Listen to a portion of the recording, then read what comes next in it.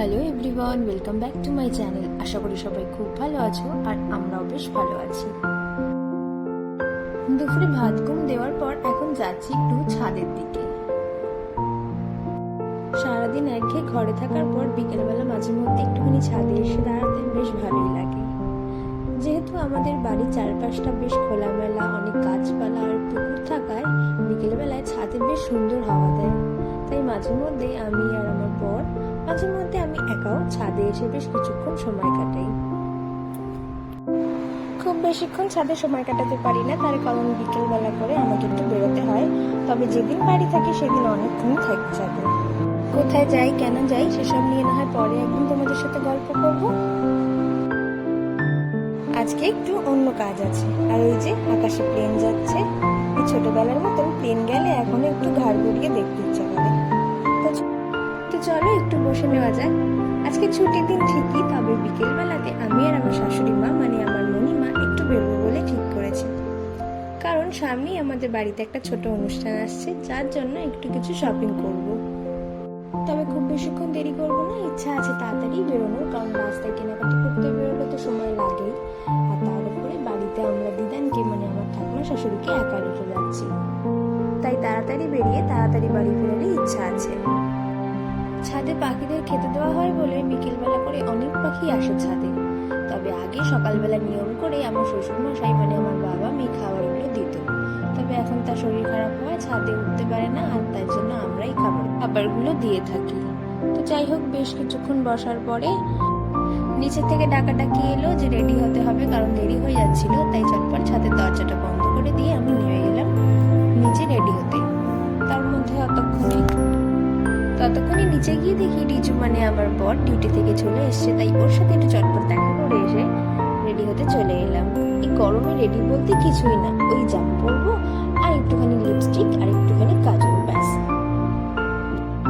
Ready হতে হতে জানতে পারলাম যে রিজুরও বাইরে বেরোনো আছে কোনো একটা কাজ নিয়ে, তাই ও বললো আমাদের দুজনকে এগিয়ে দিয়ে আসবে একটু। তাই ওর রেডি হওয়া অবধি আমাদের একটু অপেক্ষা করতে হলো।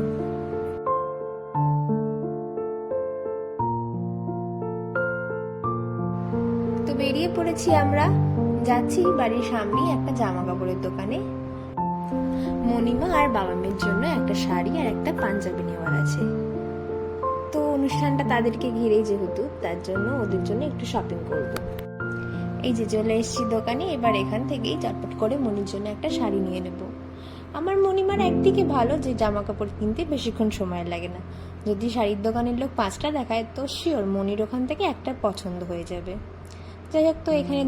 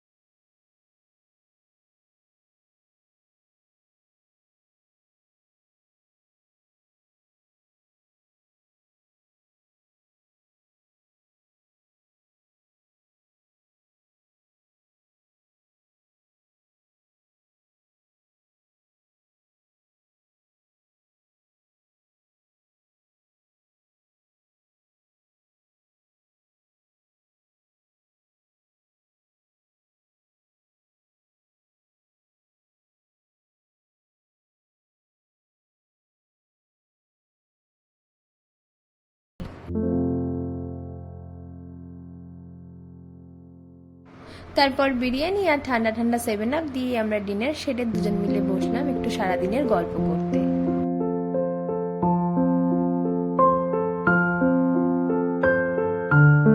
তো চলো আজকের ব্লগটা এখানেই শেষ করছি। ব্লগটা কেমন লাগলো সেটা অবশ্যই আমাকে কমেন্টে জানিও, আর ভালো লাগলে একটা লাইক আর শেয়ার করে অবশ্যই পাশে থেকো।